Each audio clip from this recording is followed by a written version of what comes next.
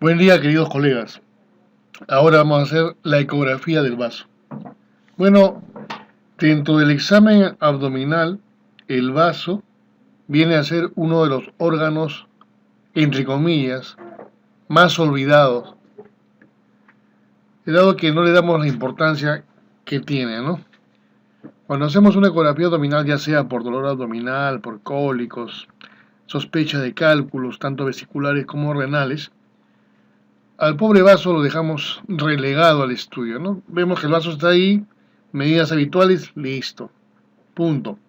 También se debe, como les decía, que el clínico o el cirujano no dan una impresión diagnóstica, no nos dan datos o síntomas clínicos con respecto a este órgano, ¿no? Y como les decía, pues es el gran olvidado de este estudio.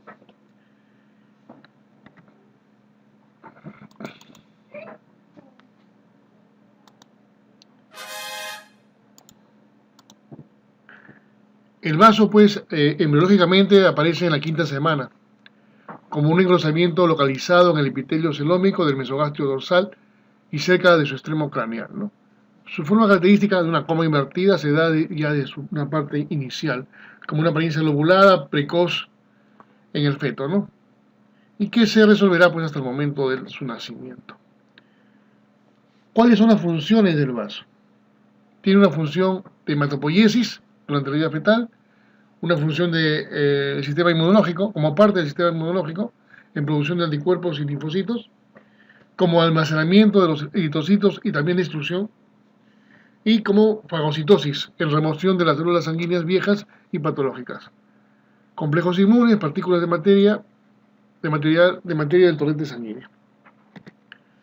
¿Cuál es el tamaño? Por convención, bueno, los que somos latinoamericanos, el diámetro longitudinal mayor del vaso no debe pasar de 11 centímetros o 110 milímetros. Y el grosor no debe pasar más allá de los 5 centímetros o 50 milímetros.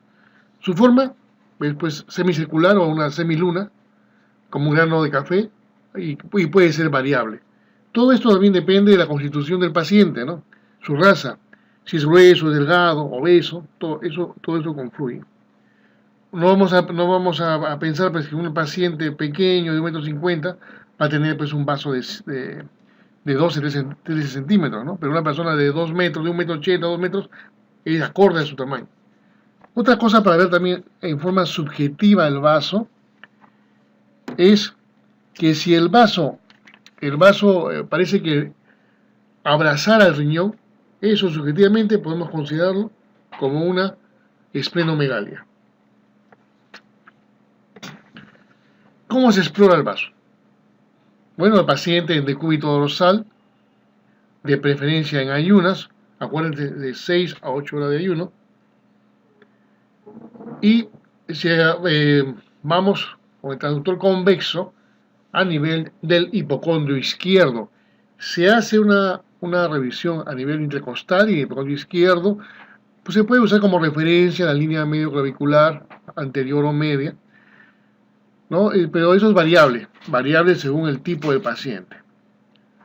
Para ver el vaso, puede ser el decúbito dorsal o el decúbito lateral derecho.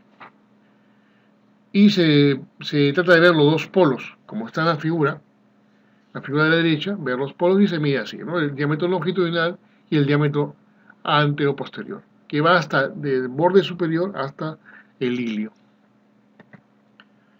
Como les decía, el tamaño del vaso varía según la altura y el peso corporal, ¿no? Alcanza su mayor volumen cuando es en los adultos jóvenes y va disminuyendo conforme pase la edad. Como decía, pero no hay un acuerdo normal del tamaño del vaso, depende de la constitución del paciente. Por norma general, los latinoamericanos no deben pasar de 12 centímetros. Hay que acotar que durante la gestación, la mujer tiende a que su vaso aumente de tamaño, ¿no? En forma fisiológica, debido pues al aumento de volumen sanguíneo que debe manejar, ¿no? Tanto la relación materno-fetal. Y no se conoce cuándo debe el vaso volver a su estado normal. Entonces, si tiene la oportunidad de ver a una gestante, sería bueno que le midan su vaso para corroborar esto, que hacer un estudio. Podemos hacer inclusive una casuística, ¿no? Como le decía, las dimensiones normales del vaso no deben pasar de 11 centímetros y un grosor de 5 centímetros, ¿no? Acá más o menos hay una tabla donde podemos ver cómo considerar la esplenomegalia. Puede ser leve, leve a moderada, marcada o extrema. Leve a moderada, mayor de 5 centímetros, el anterior posterior y el diámetro longitudinal 11 centímetros. Marcada, cuando el longitudinal llega a 16 centímetros, el diámetro anterior posterior 6 centímetros, y extrema, bueno, cuando dice esto, ¿no? Puede llegar inclusive a el diámetro longitudinal a 20 centímetros y el diámetro anterior posterior medir 8 centímetros. Como le decía, pues, la exploración mayormente es intercostal, en inspiración profunda o media, según el tipo de paciente. Acuérdense que cuando pedimos que el paciente tome aire, que inspire, muchas veces se llena de gases. Por eso debemos un poquito agilizar la muñeca. En esta imagen vemos la forma. Bueno, la forma, pues, como les decía, del vaso es de una media luna o semicircular, o grano de café, pero es altamente variable y depende del plano de la vista ultrasonográfica. La superficie diafragmática es convexa y lisa, mientras que la superficie visceral cóncava presenta muescas gástricas, que son la gástrica, renal, pancreática y cólica.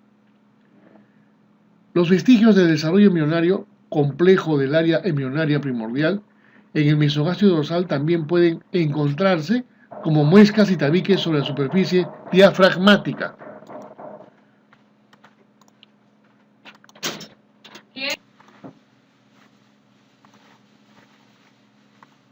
También debemos tener en cuenta, ¿no?, la vasculatura que penetra la superficie visceral a nivel de varios puntos.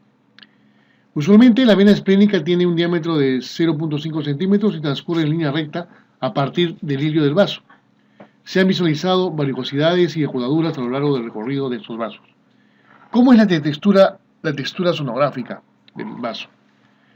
Se compara entre el hígado saludable y el vaso en el mismo paciente, ¿no? Si se compara, demuestra una ecogenicidad levemente disminuida del vaso, pero el órgano es significativamente más ecogénico que el riñón.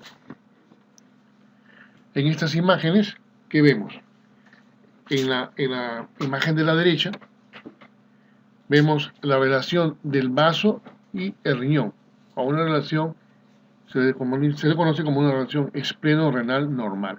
Si se dan cuenta, los dos órganos están en forma paralela y el límite superior del vaso coincide con el límite superior del riñón y el límite inferior, igual, coinciden los dos. Están casi del mismo tamaño. Sí, en la otra imagen del lado derecho vemos que el vaso sobrepasa los límites del riñón. Entonces estamos frente a una esplenomegalia. Solamente viendo la imagen sabemos que hay una esplenomegalia.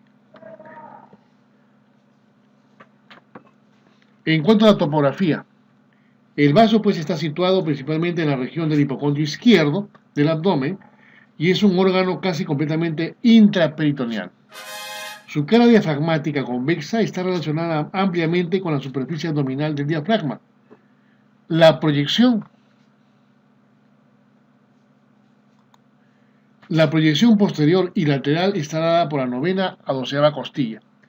El órgano está cubierto por la depresión anatómica costofrénica, la cual puede extenderse hacia abajo hasta llegar tan lejos como el borde inferior del órgano. El eje longitudinal del vaso, a grosso modo, es paralelo al trayecto de la 10ª costilla.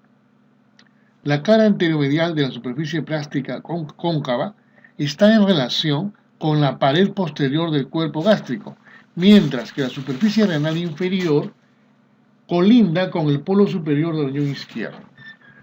La cara anteroinferior del vaso está en relación cercana con el ángulo o flexura cólica izquierda. Aparte del hilio, el vaso está casi completamente prodigado por peritoneo. Él permanece conectado con el estómago mediante un pliegue peritoneal llamado ligamento gastroesplénico.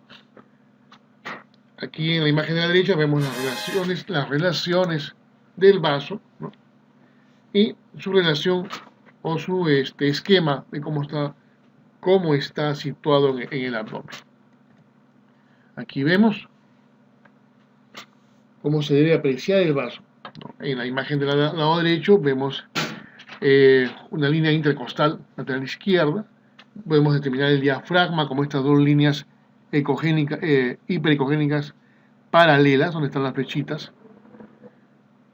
Es la visualización anterior del pilar anterior del diafragma. En este vemos la cúpula del diafragma, en el lado derecho la cúpula del diafragma y la pila posterior del diafragma. En la figura 5.7 estamos viendo en el hipocondrio izquierdo se visualiza el ligamento gastroesplénico, ¿no? Donde están las flechitas. Es una imagen lineal, lobulada, ¿no? Hiperecogénica o ecogénica, y que en este caso se puede ver, bueno, porque hay ascitis, ¿no? Hay una ascitis. El LE corresponde al hígado y el S es el vaso. En la figura del lado derecho, bueno, ve que estamos viendo. Hay unas dimensiones del vaso, vemos que el vaso está un poquito grande, en forma subjetiva vemos que los diámetros longitudinales están muy exacerbados, muy incrementados. En este caso vemos que el vaso en su diámetro longitudinal está casi igual que el riñón, pero en su polo inferior lo sobrepasa el riñón y su diámetro anteroposterior también está aumentado. Aquí también vemos, bueno, en este caso es una imagen de un vaso aumentado de tamaño por un caso de hepatomegalia, ¿no?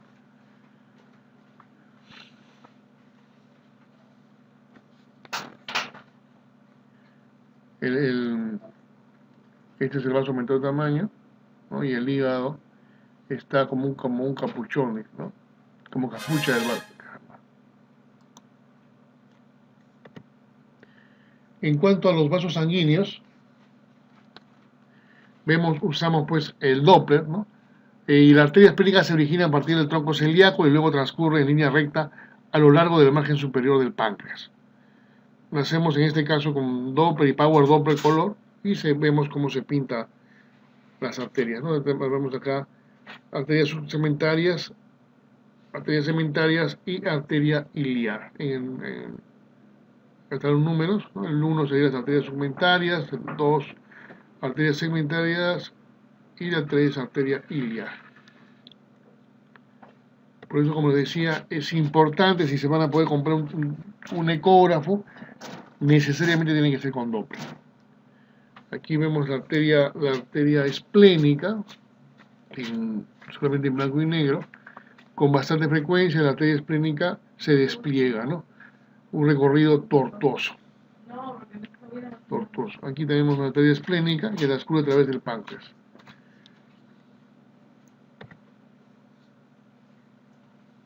Aquí vemos la vecindad del hilio esplénico a la vena esplénica. Será visualizada posterior con respecto al páncreas. Este es el páncreas y este es el vaso. Hacemos el Doppler y vemos la arteria y la vena. La arteria más pequeña que la vena en este caso. Acá que vemos aquí lo que es P es el páncreas, el MILS es el vaso, lo que vemos como una imagen ecogénica difusa corresponde a gas, el gas viene del estómago. Aquí en la siguiente imagen de la derecha vemos el vaso en toda su extensión.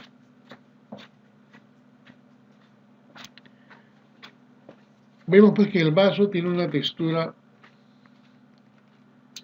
homogénea, ¿no? Casi similar, un poquito menos que el hígado, pero más que el riñón. Y va a haber cambios pues, parenquimatosos difusos, que tenemos que tener en cuenta, tener pendiente, ¿no? Como le decía, pues el vaso lo dejamos como la última rueda del coche en el examen abdominal, lo que no debería ser. Hay cambios parenquimatosos difusos, ¿no? En este caso hay una heterogeneidad difusa en la textura esplénica, que es rara, especialmente cuando se compara con la heterogeneidad de la textura del hígado. El diagnóstico definitivo se basa en la historia, el panorama clínico, el seguimiento ultrasonográfico y posiblemente llega a una biopsia, ¿no? Por aspiración para saber pues, un diagnóstico anatomopatológico. La apariencia ecográfica está caracterizada por un parénquima esplénico subjetivamente heterogéneo, sin delineación definitiva de masas locales individuales comparado con el parénquima hepático saludable. El tejido del vaso saludable se ve algo más homogéneo. Sin embargo, la transición hacia un desorden esplénico micronodular local es fluida, es más, se da en la mayoría de los casos, ¿no? Bueno, en este caso vamos a ver una invasión maligna, ¿no? El cambio esplénico difuso como signo de invasión maligna se encuentra frecuentemente en los linfomas de bajo grado, en la enfermedad de Hodgkin y raras veces como una invasión esplénica difusa por un tumor sólido. En la figura 5.9, en la 5.9, vemos una esplenomegalia, vemos el vaso aumentado de tamaño, con parénquima esplénico granular en el linfoma maligno. Este hallazgo es compatible con una invasión esplénica. En la 5.10 vemos una ecogenicidad heterogénea, difusa y compatible con invasión esplénica en la enfermedad de Hodgkin. Y en la 5.11 vemos un parénquima esplénico granular en caso de metástasis provenientes de un cáncer mamario. Este hallazgo es sospechoso de metástasis esplénicas. Bueno, si se dan cuenta, en toda patología de esta índole del vaso, hace que el vaso esté aumentado de tamaño. Está aumentado de tamaño. Cuando hacemos ese diagnóstico más fino, que es por un linfoma, ¿no? Es por una metástasis, cuando ya se le hace la biopsia.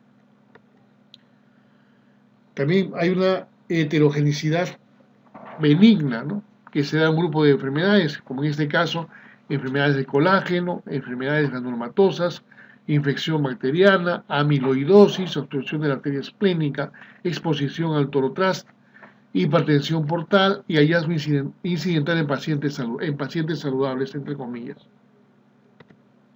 Aquí vemos, en esta imagen, hay una heterogeneidad difusa de textura del vaso, vemos, tiene bordes festoneados, ¿no? Hay una superficie ondulante, festoneada, en este caso sería como ejemplo en la enfermedad de Wegener. Este hallazgo es compatible con una invasión granulomatosa. Aquí, en la figura, 5.13, que es la de derecha superior, vamos a ver un parénquima esplénico granular en la amiloidosis. En la exploración al Doppler a color, el flujo no puede demostrarse señal alguna de flujo. Este hallazgo es indicativo del hipoesplenismo funcional. Puede haber o no puede haber flujo vascular. En la figura 5.14, que es de la imagen superior derecha, estamos viendo un vaso pequeño, ¿no? La M es el vaso pequeño, con aumento de la ecogenicidad en la exposición conocida al torotrás. El M es el vaso, como decía, el NIER es riñón y el NUCH es pulmón. Vemos un vaso pequeño con respecto al riñón. El torotrás es una sustancia tóxica, ¿no? En la figura izquierda inferior vemos un parénquima esplénico granular en la hipertensión portal, que es crónica. En la imagen derecha inferior vemos una imagen de heterogeneidad esplénica en un paciente con hallazgos clínicos de etiología clínicos patológicos obvios. No se sabe por qué, más bien no se sabe por qué. Pero vemos que el vaso está aumentado de tamaño, tiene una conicidad heterogénea, ¿no? Bordes, regulares. Cuando vemos un vaso grande, Por eso le decía al principio, cuando el vaso está grande, encontramos una esplenomegalia, se ofrece pues un abanico inmenso de diagnósticos probables. En este caso, en esta imagen, hay una hepatoesplenomegalia en una sarcoidosis. La afectación del hígado del hígado y del vaso se da por una biopsia y lo da el patólogo.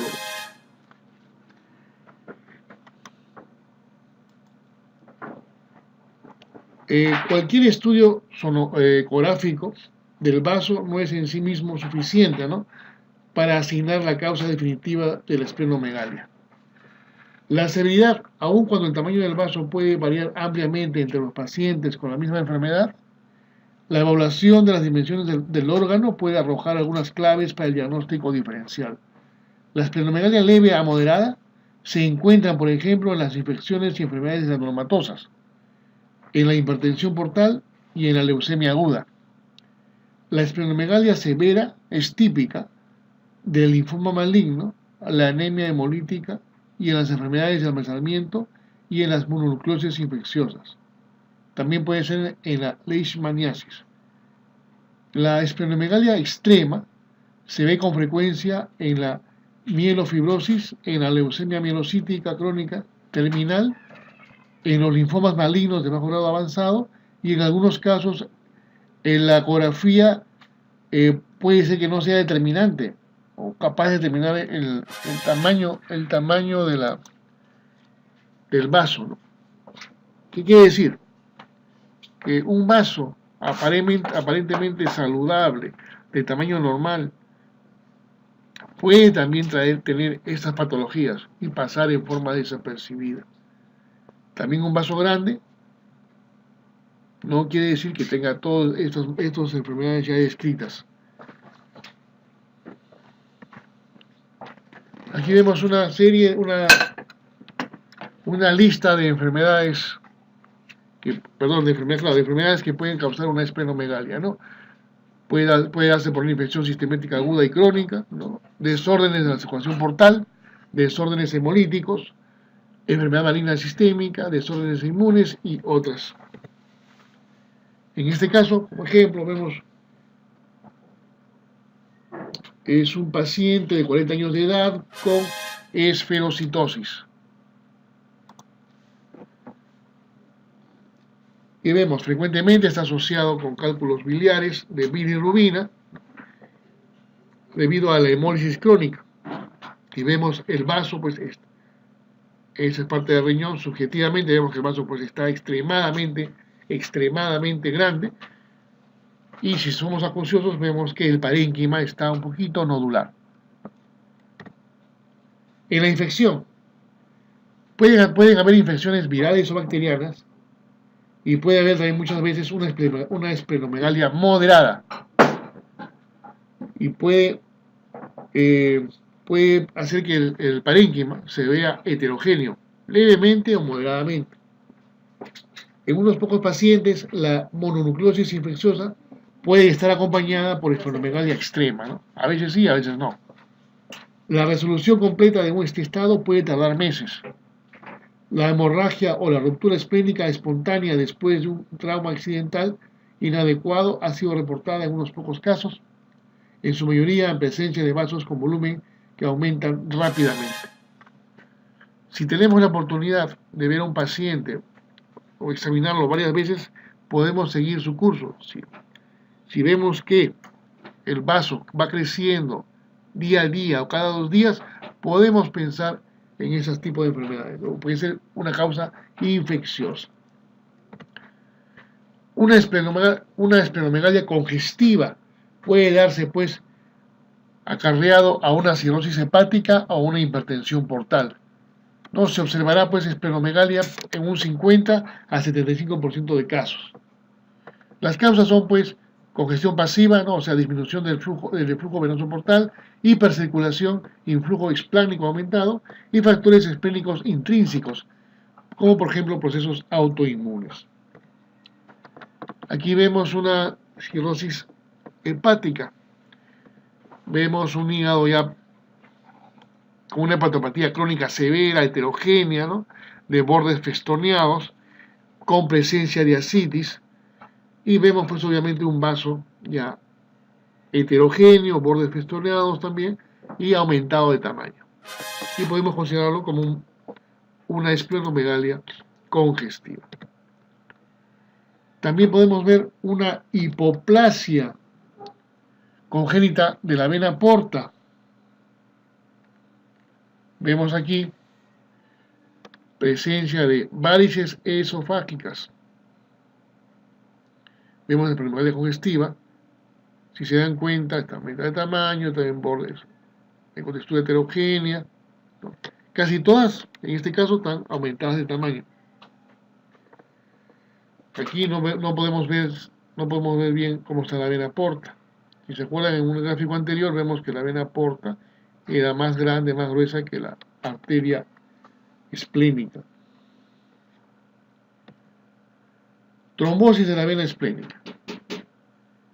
La trombosis en una esplenomegalia se observará aproximadamente en un 60% de pacientes, de 50 a 60% de pacientes. Puede haber o no puede haber una esplenomegalia, ¿no? Puede ser un vaso normal, pero que no puede descartar una trombosis. La ecografía, ¿qué va a haber? La ecografía visualizará la trombosis de la vena esplénica, ¿no? Como una masa homogénea, ecogénica de severidad variable dentro del calibre del vaso. En este caso, en la imagen izquierda de la pantalla vemos la vena y vemos una imagen de aspecto sólido, difusa, ¿no?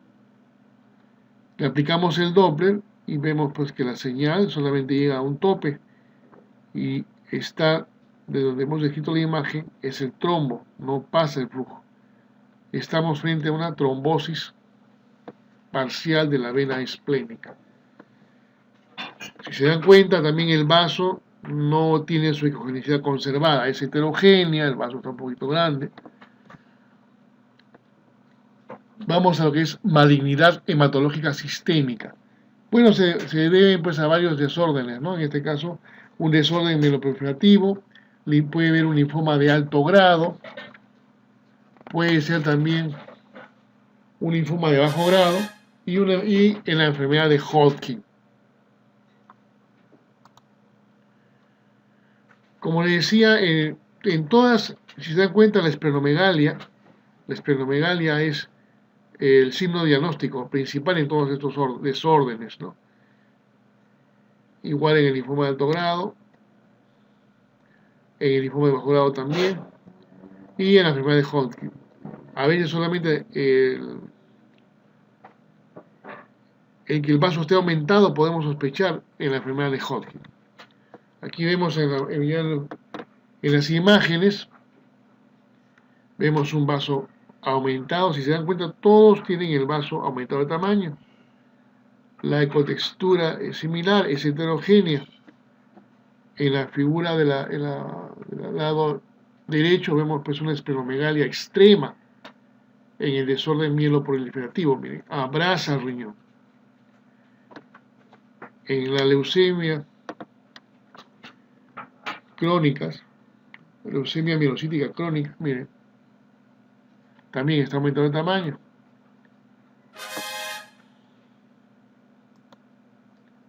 Acá también, miren, está el vaso y el hígado, se abrazan ahí. Hay una hepatoesplenomegalia, ¿no? También, como hay vaso grande, podemos encontrar también un vaso pequeño, que es como una variante, ¿no?, anatómica. Acuérdense, el vaso pequeño lo consideramos cuando encontramos un vaso menos de 11 centímetros y menos de 5 centímetros de diámetro antero-posterior. Pero, acuérdense, depende del tipo constitucional del paciente. Normalmente en una persona anciana vamos a encontrar las medidas menores a las ya indicadas, ¿no? También se puede encontrar una persona normal, asintomático, y se considera como una variedad anatómica. En este ejemplo es un vaso pequeño, un paciente de 75 años de edad, que casualmente encontramos la PE es el exudado pleural, ¿no? Es un derrame pleural. Y se encuentra pues el vasito pequeño, como un hallazgo casual, asintomático. También vamos a encontrar lo que se denomina hipoesplenismo y asplena funcional. En años recientes, pues los síndromes de autoesplenomegalia funcional se han reportado cada vez más en anemia drepanocytica, después del trauma esplénico extenso y enfermedad séptica, en la enfermedad autoinmune. Y como parte de la exposición del vaso al torotras, particularmente siguiendo de cerca al trasplante halogénico de médula ósea como una complicación de la enfermedad injerto versus huésped, ¿no?, crónica. Aparte de los síntomas clínicos, el principal signo sonográfico de los cambios esplénicos funcionales es la disminución del tamaño del vaso. Los hallazgos en la exploración Doppler a color del flujo varían. Aun cuando en algunos casos no existe vascularización alguna, la mayoría de los órganos demostrarán un lecho vascular rarificado. Pero sin embargo, la confirmación ecográfica de la irrigación sanguínea esplénica no descarta la asplenia funcional. Esto requiere pues otros estudios, ¿no? Mediante medicina nuclear con un marcador coloideo tecnesio 99, hacer un recuento de plaquetas y demostrar pues los cuerpos de Howell-Holt. ¿Cuáles son las posibles causas? Bueno, aquí está una lista, ¿no?, de las vasculares y de las parenquimantosas. Las vasculares tenemos obstrucción de vasos sanguíneos voluminosos, obstrucción de pequeños vasos sanguíneos. En las parenquimatosas, trasplante de médula ósea, amiloidosis, tirotoxicosas, etc.